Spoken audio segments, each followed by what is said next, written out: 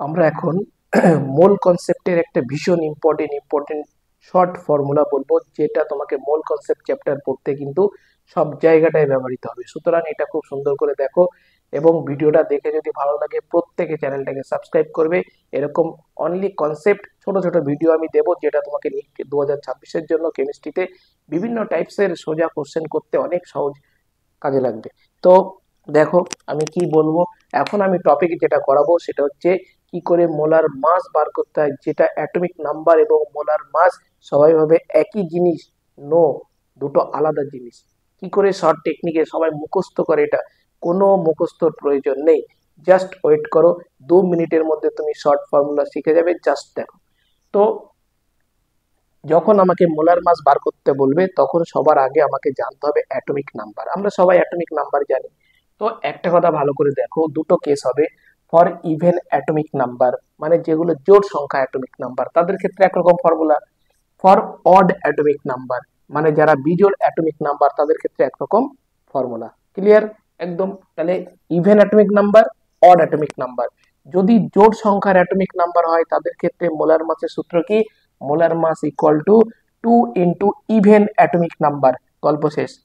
যদি odd atomic number হয় সেই ক্ষেত্রে মোলার মাসের ফর্মুলাটা কি?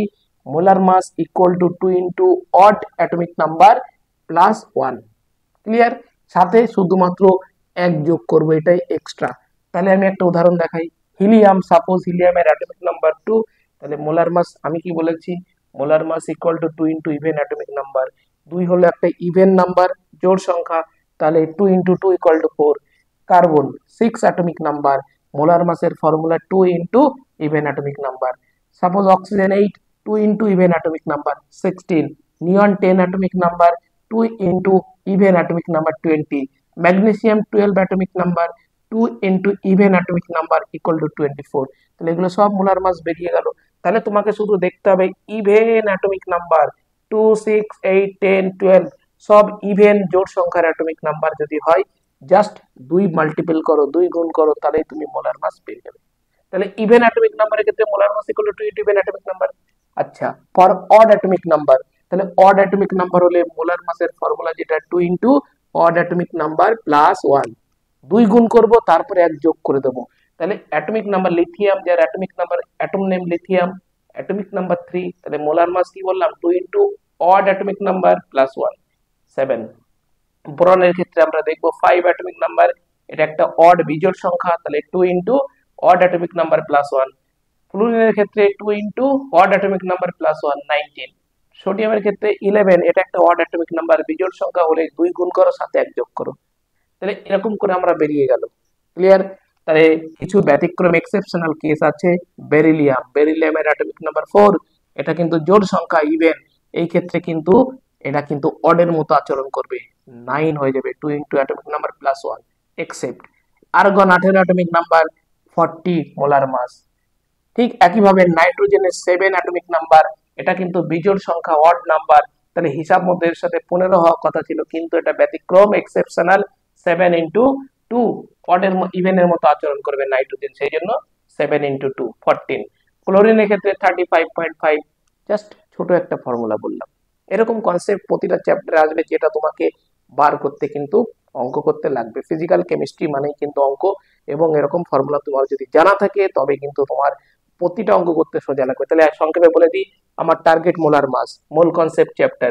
তাহলে ফর ইভেন অ্যাটমিক নাম্বার হলে মোলার মাসের সূত্র 2 ইনটু ইভেন অ্যাটমিক নাম্বার। যদি অড অ্যাটমিক নাম্বার হয় তাহলে molar mass equal to 2 into odd atomic number plus 1। তাহলে এইগুলো উদাহরণগুলো দিয়েছি, এক্সাম্পল গুলো, যে হিলিয়ামের ক্ষেত্রে অ্যাটমিক নাম্বার 2, তাহলে 2 গুণ করো। কার্বনের 6, 2 গুণ করো, মোলার মাস পেয়ে যাবে। অক্সিজেনের ক্ষেত্রে 8, 2 গুণ করো, মোলার মাস পেয়ে যাবে। কিন্তু ব্যতিক্রম আছে কিছু, সাম এক্সেপশনাল কেস। বেরিলিয়ামের 4, তাহলে এটা 4 ইনটু 2 প্লাস 1, তাহলে এটা অডের মতো আচরণ করবে, 9 হয়ে যাবে। আর্গনের ক্ষেত্রে 40 হয়ে যাবে। ঠিক একইভাবে atom name lithium, odd atomic number 2 গুণ করো, সাথে 1 অ্যাড করো, বেরিয়ে গেল। এক্সেপশনাল নাইট্রোজেন 7, তাহলে 7 ইভেনের মতো আচরণ করবে, 7 ইন্টু 2, 14 মোলার মাস। ক্লোরিনের ক্ষেত্রে 35.5। ঠিক এরকম ছোট একটা ফর্মুলা বললাম। প্রত্যেকে দেখো, যদি ভালো লাগে চ্যানেলটাকে সাবস্ক্রাইব করবে।